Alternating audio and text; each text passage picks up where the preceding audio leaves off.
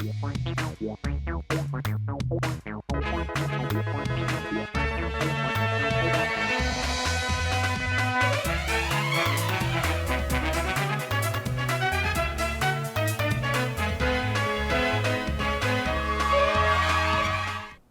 मैं हूं अनुपम शर्मा और आप देख रहे हैं राष्ट्रीय समाचार।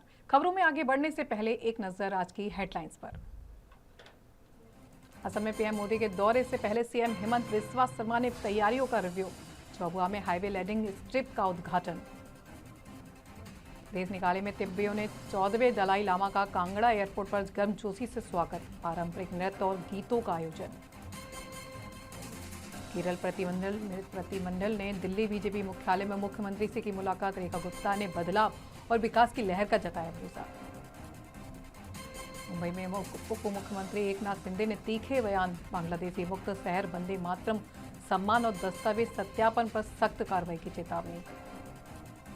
शुभेंदु अधिकारी ने चरकतला मंदिर से हिंदू मतदाताओं से बीजेपी को हर सीट पर जिताने की अपील। बाबर नाम हटाने का भी किया दावा। असम के मुख्यमंत्री हेमंत बिस्वा शर्मा ने 14 फरवरी को प्रधानमंत्री नरेंद्र मोदी के दौरे से पहले तैयारियों का रिव्यू किया। प्रधानमंत्री मोदी डिब्रूगढ़ जिले के झाबुआ में डिब्रूगढ़ मोरन रोड पर पहली highway west emergency landing strip का उद्घाटन करेंगे।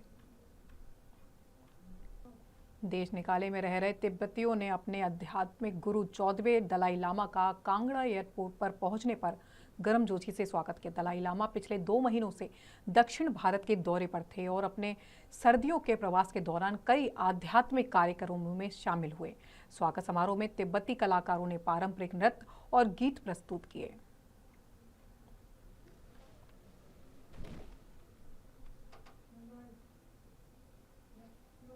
केरल प्रतिनिधिमंडल, जिसमें तिरुवनंतपुरम नगर निगम के नवनिर्वाचित भाजपा पार्षद और राज्य के अन्य नागरिक प्रतिनिधि शामिल थे, आज दिल्ली बीजेपी मुख्यालय पहुंचे और दिल्ली की मुख्यमंत्री से मुलाकात की।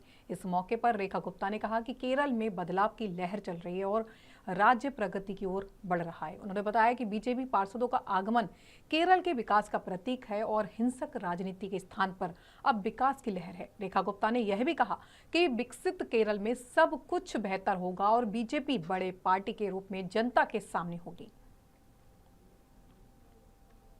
मैं ये समझती हूँ कि केरल में इतनी बड़ी संख्या में भारतीय जनता पार्टी के पार्षदों का चुन के आना, जनप्रतिनिधियों का बनना कहीं ना कहीं परिवर्तन की आहट है। उस नई सुबह का आगाज है जो कि केरल में बड़ा बदलाव लेके आने वाली है। केरल जो वर्षों से उस चुंगल में फंसा था जहां ना डेवलपमेंट हो पा रही थी, ना जनता को अवसर मिल पा रहे थे और हिंसक राजनीति से ग्रसित केरल हमेशा पिछड़ता रहा। मुझे उम्मीद है इस नई सुबह के साथ केरल में, विकसित केरल में डेवलपमेंट भी होगी, डिग्निटी भी होगी और सिक्योरिटी भी होगी। पूरे देश के साथ मिलकर के, विकसित भारत के साथ मिलकर के विकसित केरल आगे होगा और भारतीय जनता पार्टी एक बड़ी भूमिका में आने वाले समय में दिखाई देगा। मुंबई में महाराष्ट्र के उप मुख्यमंत्री एकनाथ शिंदे ने कई मुद्दों पर तीखा बयान देते हुए कहा कि शहर को बांग्लादेशी मुक्त बनाया जाएगा और जिन लोगों के पास आधार या अन्य सरकारी दस्तावेज नहीं है उनकी सख्त जांच कर सत्यापन किया जाएगा। अवैध पाए जाने पर दस्तावेज जो है वो रद्द कर दिए जाएंगे और संबंधित लोगों को वापस भेजने की कार्रवाई होगी। उन्होंने वंदे मातरम पर सवाल उठाने वालों पर भी निशाना साधते हुए कहा कि यह राष्ट्रगान है और स्वतंत्रता सेनानियों के बलिदान से जुड़ा है, इसलिए हर नागरिक को इसका सम्मान करना चाहिए। शिंदे ने 2019 की राजनीतिक घटनाओं का जिक्र करते हुए उद्धव ठाकरे पर भी हमला बोला और कहा कि जब बाला साहेब ठाकरे की विचारधारा छोड़ी गई तभी सत्ता परिवर्तन हुआ। वहीं राहुल गांधी के इंडिया यूएस ट्रेड एग्रीमेंट संबंधी बयान पर प्रतिक्रिया देते हुए उन्होंने कहा कि देश प्रगति कर रहा है और विदेश में प्रधानमंत्री की आलोचना करना देश हित के खिलाफ है। इन बयानों के बाद राज्य की राजनीति में और बहस तेज हो गई है। क्या एलर्जी है? वंदे मातरम ये राष्ट्रगान है। ये वंदे मातरम कहते कहते हमारे देशभक्त स्वातंत्र वीर उन्होंने बलिदान दिया है, देश को आजादी दिलाई है। ये राष्ट्रगान है। वंदे मातरम मातृभूमि को वंदन करना, इसमें क्या गलत है? और इसलिए वंदे मातरम सभी लोगों को 2019 में उन्होंने जब बाला साहब ठाकरे जी के विचार छोड़ दिए, इसलिए तो हमने सरकार बदल दिया। सरकार बदल के लोगों के, जनता के दिल का सरकार लाया है, और इसीलिए हम बाला साहब ठाकरे जी के विचार को आगे बढ़ा रहे हैं, डेवलपमेंट को आगे बढ़ा रहे हैं। इसलिए 3.5 सालों में जो राज्य सरकार ने, महायुति ने काम किया है, इसका नतीजा क्या है? हम महायुति विधानसभा में 1 साइड जीत गई, नगर परिषद में जीत गई, महापालिका में जीत गई, अभी जिला परिषद में जीत गई। तो महायुति को, जो हम बाला साहब ठाकरे जी को विचार को आगे बढ़ा रहे हैं, अभी उन्होंने अपना असली चेहरा दिखाया है। बांग्लादेशी मुक्त मुंबई करना है। बांग्लादेशी जो है, जहाँ कुछ आधार कार्ड उन्होंने लिए हुए हैं, कुछ गवर्नमेंट डॉक्यूमेंट उन्होंने लिए, उसकी जांच होगी और बिल्कुल वो सब जो कागजात है, जो आधार कार्ड जैसे, वो उसको वेरीफाई किया जाएगा, रद्द किया जाएगा और बांग्लादेशी को बाहर निकल जाएगा। अब खबर बिहार से। बिहार में गिरती कानून व्यवस्था को लेकर विपक्ष लगातार सड़क पर हमलावर है। आज भी बिहार विधानसभा की कार्यवाही शुरू होने से पहले विपक्षी विधायकों ने प्रदेश में बढ़ते अपराध के मुद्दे को जोर शोर से उठाया और सरकार से जवाब भी मांगा। इस पर सत्ता पक्ष के विधायकों ने पलटवार करते हुए कहा कि बिहार 14 करोड़ की आबादी वाला बड़ा राज्य है, जहां छिटपुट घटनाएं हो सकती हैं, लेकिन सरकार हर मामले में सख्त कार्रवाई कर रही है। उन्होंने यह भी कहा कि प्रदेश में सुशासन स्थापित करना उनकी प्राथमिक जिम्मेदारी है और कानून व्यवस्था को मजबूत बनाए रखने के लिए लगातार कदम उठाए भी जा रहे हैं। मैं आपको एक बार बताना चाहूँगा कि बिहार का पॉपुलेशन करीब 14 करोड़ है, तो 14 करोड़ के हिसाब से जो आपराधिक घटनाएं होती हैं वो बहुत कम हैं। आप देखेंगे कि कई राज्य ऐसे हैं जिनके पॉपुलेशन 2 करोड़ से 3 करोड़ है और वहाँ पे आपराधिक घटनाएं यहाँ से भी ज़्यादा होती हैं। इसलिए सिचुएशन हमेशा कंट्रोल में है, एक आध घटनाएं ज़रूर हो रही हैं। आज राजधानी पटना में भी कल देर रात एक घटनाएं घटी। देखिए, मैं आपको ये बताना चाहूँगा कि बिहार की जो पुलिस है वो बिल्कुल मुस्तैद है और मेरी आपके चैनल से अपील है, जितने भी हमारे भाई बंधु हैं, कि कोई भी घटना का उनको जैसे ही पता चले या देखें तो तुरंत पुलिस को खबर करें, वीडियो बनाने की जगह। लेकिन विधायक जी, पुलिस का काम आप पब्लिक को दे रहे हैं, ये कैसे हो सकता है? देखिए, पुलिस तो तभी जाएगी जब उनको पता चलेगा, तो पुलिस को इन्फॉर्मेशन देने का काम हम सब का है। खौफ नहीं है ना पुलिस की? तो आप कह रहे हैं कि आपके हिसाब से पुलिस को सबको डंडे से पीटना चाहिए? नहीं, पीटना नहीं, पुलिस का ये पूरा खौफ है और प्रशासन पूरी मुस्तैदी से लगा है और जो भी घटनाएं हुई हैं सबकी जांच होगी और सब अपराधियों को सख्त से सख्त सजा जल्द से जल्द दी जाएगी। कहीं कोई भूमिका नहीं है, उनको कोई मतलब नहीं है। उनको यह मालूम है कि नेता प्रतिपक्ष भी बने हैं तो जनता ने जनादेश नहीं दिया था, जनाधार नहीं दिया था, लेकिन चूंकि वंशवादी पार्टी है, परिवारवादी पार्टी है, तो उस सब को जनता के जनादेश को अपमान करते हुए भी नेता प्रतिपक्ष बन गए हैं। लेकिन उसके बाद भी उनको बिहार के हित में कोई चिंता नहीं है। इसलिए इतना महत्वपूर्ण बजट सत्र जो होती है किसी भी राज्य का, उस राज्य का विकास का नींव होती है। बिना बजट सत्र के या बिना बजट का राशि का हम बिहार का विकास नहीं कर सकते हैं। और वैसे महत्वपूर्ण बजट सत्र में जहां नेता प्रतिपक्ष गायब हो, इससे लगता है कि बिहार के विकास और बिहार के लोगों से तेजस्वी यादव को चिंता नहीं है, या तो उनको मोह भंग हो गया है या जनता ने जनादेश जो एनडीए के पक्ष में दिया है, इससे बखलाहट उनको हो गई है। एक जाएंगे तो लोग कहेंगे इससे अच्छा तो अंग्रेज का राज था। देश में कहीं कहीं बुजुर्ग लोग कहते हैं, इसका मतलब क्या कि अंग्रेज का राज अच्छा था? हमारे लोगों ने कुर्बानी बेकार दी थी, हमारे लोगों ने फांसी चढ़ा था, बेकार चढ़ा था। उसी तरह से नीतीश कुमार के नेतृत्व में उस जंगल राज को परिवर्तित करके आम लोगों के सुख सुविधा और इंफ्रास्ट्रक्चर, शिक्षा के क्षेत्र में, स्वास्थ्य के क्षेत्र में जो काम हुए हैं, शायद ही कोई सोच सकता है। अब इसी में कुछ घटनाएं घटती हैं। हम ये नहीं करेंगे घटनाएं घट रही है तो उस पर हम कोई समर्थन नहीं कर रहे हैं, हम उसकी निंदा भी करते हैं। प्रशासन पर लगे हुए हैं, पुलिस भी लगी। उन लोगों ने कहा सीबीआई को जांच करने के लिए, सीबीआई भी जांच कर रही है और बहुत तेजी से कर रही है, आप लोग को पता है। जिस तरह से भाई वीरेंद्र ने सीएम को कह दिया कि दवाई टाइम पर खाना चाहिए, ऐसे बयानों को कैसे देखते हैं? अब देखिए, अब कौन क्या कहता है, सबका जवाब देने की जरूरत नहीं है। सीएम ने क्या कहा था? सीएम ने कहा कि स्वेटर पहन करके आते हैं। अब आप भी गर्मी आ गया है ना, स्वेटर पहनने की जरूरत नहीं ना है। ये तो खास परिवार में उन्होंने बात कही थी, उसको वो इस तरह से लेते हैं। तो मैंने तो कहा कि जंगल राज में रहने वाले लोगों का जंगल का जो व्यवहार होता है, जंगल का जो वक्तव्य होता है, जंगल का जो संस्कार होता है, उससे वो लोग उबर नहीं पाए। अब खबर पश्चिम बंगाल से। शुभेंदु अधिकारी ने पश्चिम बंगाल में चरकतला मंदिर में पूजा अर्चना करने के बाद बयान देते हुए कहा कि हिंदू मतदाताओं से हर सीट पर बीजेपी को जिताने की अपील की है। उन्होंने आरोप लगाया कि मुस्लिम को मुख्यमंत्री बनाने की साजिश हो रही है और लोगों से कमल के निशान पर वोट देने का आह्वान किया। उन्होंने कहा कि यदि मौजूदा सरकार दोबारा आती है तो बाबर का नाम आगे बढ़ाया जाएगा, जबकि भाजपा की सरकार बनने पर ऐसे नामों को हटाने की कार्रवाई की जाएगी।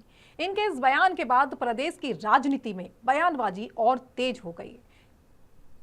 ये बाबर का नाम पर मस्जिद बनाने का काम कर रहा है। अभी आज बोला है 150 सीट दीजिए, मुसलमान मुख्यमंत्री बनाएगा। ये मैं हिंदू जनता बंगाल को अपील कर रहा हूं, हर सीट में बीजेपी को जिताइए। ये हुमायूं कबीर का जो साजिश है मुसलमान मुख्यमंत्री बनाने का, इसको रोकने के लिए आप लोग को यूनाइटेडली कमल के निशान पर बटन दबाना चाहिए। और सीपीएम और टीएमसी का जो हिंदू जो प्रत्याशी है, ये सेकुलरिज्म के नाम पे करता है, ये लोग को रोकने का काम भी आप लोग को करना पड़ेगा। और आने वाला दिन में ममता रहेगी तो बाबर का नाम लिखा जाएगा, हुमायूं आएगी तो फिर लिखा जाएगा, बीजेपी आएगी तो बाबर का नाम उनको लिखने नहीं दूंगा। उसका नाम निशान हटाने का काम आने वाला दिन भाजपा सरकार करेगा। अब खबर उत्तर प्रदेश से।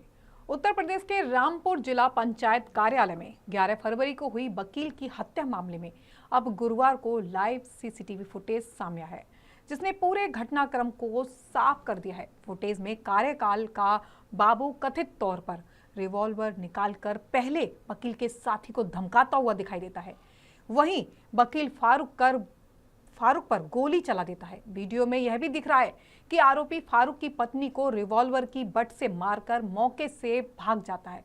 गोली लगने के बाद गंभीर रूप से घायल वकील कुर्सी के सहारे बैठे ही दम तोड़ देते हैं। सीसीटीवी फुटेज सामने आने के बाद पुलिस ने जांच तेज कर दी और घटना से जुड़े सभी पहलुओं की पड़ताल फिलहाल की जा रही है।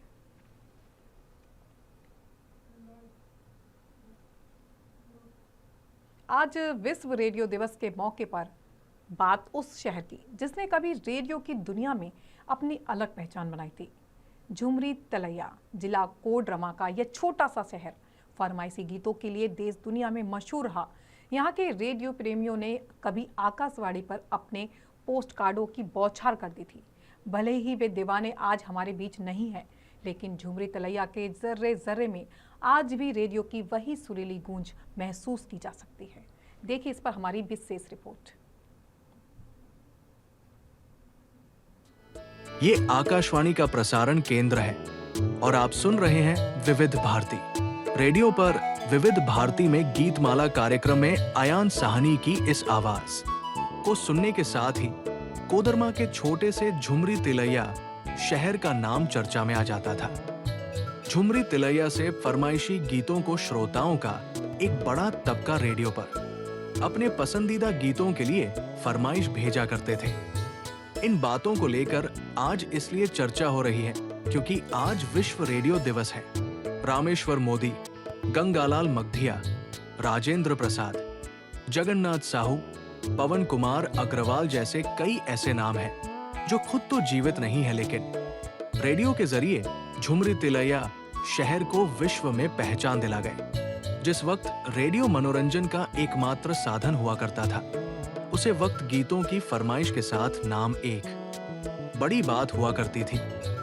साल 1960 से 1990 ये सिलसिला यूं ही चला रहा।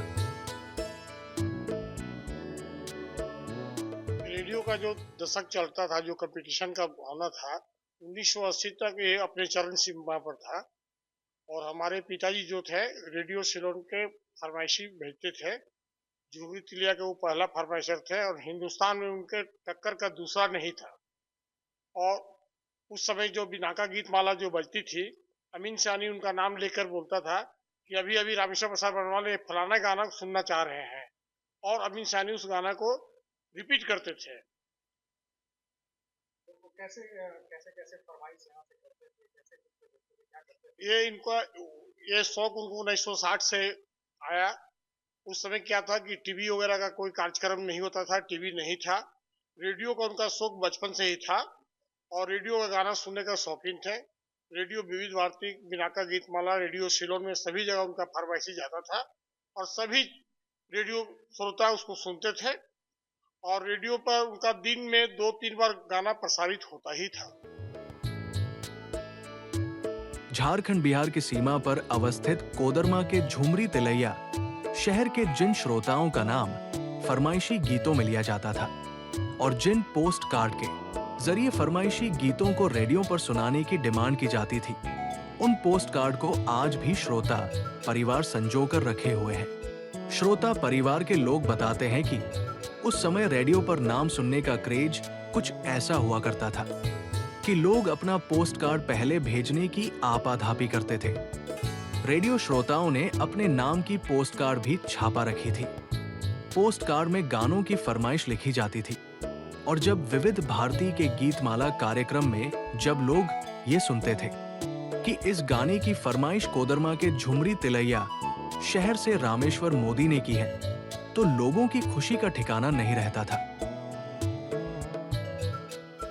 भी रेडियो का जिक्र होता है कहीं पे भी, तो दादाजी का जो नाम आता है तो वो सुन के हम लोग को बहुत ही अच्छा लगता है, गर्व टाइप का फील होता है कि आज जो झुमरी तिलैया शहर है, सबसे पहले उन्हीं के नाम से इस शहर को जाना जाता है, या उन्हीं के नाम से आज सिर्फ देश में नहीं विदेश तक में भी झुमरी तिलैया उन्हीं के कारण फेमस हुआ है।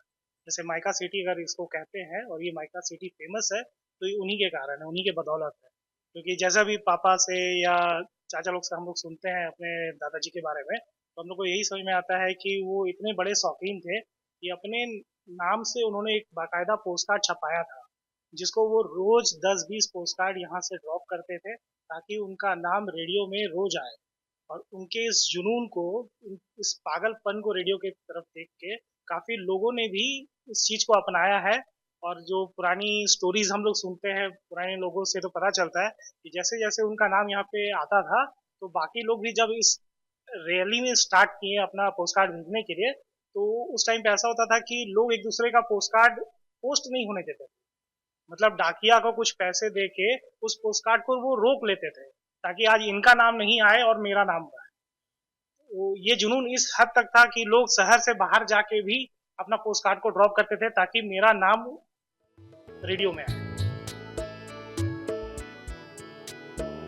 रेडियो का सफर भले ही आज टेक्नोलॉजी के बदलाव के साथ दूसरे विकल्पों के साथ मोबाइल में सिमट गया है, लेकिन एक समय ऐसा था जब रेडियो मनोरंजन का एकमात्र साधन हुआ करता था। बावजूद इसके आज भी झुमरी तिलैया शहर में रेडियो की लोकप्रियता से इनकार नहीं किया जा सकता। इसके अलावे प्रधानमंत्री नरेंद्र मोदी का रेडियो के जरिए मन की बात कार्यक्रम में लोगों के साथ संवाद अलग अलग विकल्पों में रेडियो की लोकप्रियता को चार चांद लगा रहा है।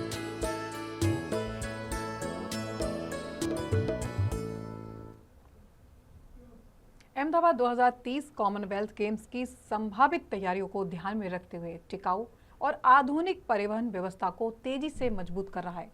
शहर का बस रैपिड ट्रांजिट सिस्टम BRTS इस मिशन की रीढ़ बन चुका है, जो करीब 380 बसों, जिनमें 150 इलेक्ट्रॉनिक बसें शामिल हैं, उसके साथ साथ 160 किलोमीटर नेटवर्क पर रोजाना 2 लाख से अधिक यात्रियों को सेवा दे रहा है। भविष्य में पूरी तरह इलेक्ट्रॉनिक पब्लिक ट्रांसपोर्ट मॉडल स्थापित करने का लक्ष्य रखा गया है।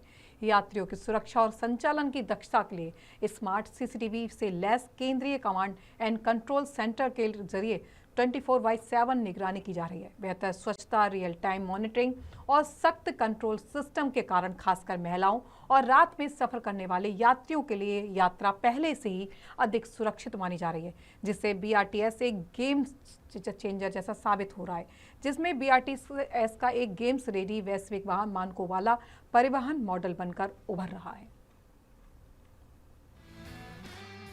जैसे जैसे अहमदाबाद 2030 कॉमनवेल्थ गेम्स की मेजबानी की तैयारी कर रहा है, शहर टिकाऊ परिवहन की दिशा में तेजी से कदम बढ़ा रहा है।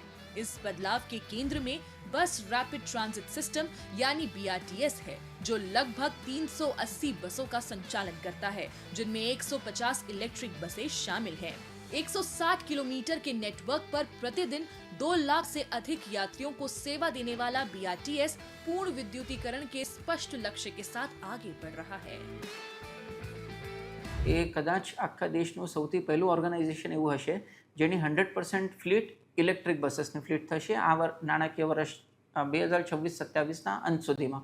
તો એક પોતાની રીતે જ એક બહુ મોટી સિદ્ધિ થશે અમદાવાદ જનમાર્ગ લિમિટેડ માટે। स्वच्छ परिवहन के साथ साथ अहमदाबाद जनमार्ग लिमिटेड यात्रियों की सुरक्षा को भी प्राथमिकता दे रहा है। इसके तहत एक केंद्रीय कमांड एंड कंट्रोल सेंटर के माध्यम से स्मार्ट CCTV निगरानी प्रणाली का उपयोग करते हुए बसों और स्टेशनों पर 24 घंटे रियल टाइम निगरानी की जा रही है। આશરે 330 બસો જે રોજે રોજ ચાલે છે તેનું મોનિટરિંગ કરીએ છીએ, અહીંયાથી થાય છે।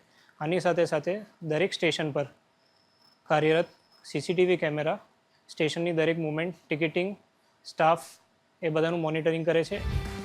यात्रियों का कहना है कि बदलाव का असर पहले ही नजर आने लगा है। साफ सुथरी बसें, बेहतर निगरानी और सख्त नियंत्रण ने रोजमर्रा की यात्रा को सुरक्षित बनाया है। खासकर महिलाओं और रात में यात्रा करने वाले लोगों के लिए सुरक्षा में बढ़ोतरी हुई है।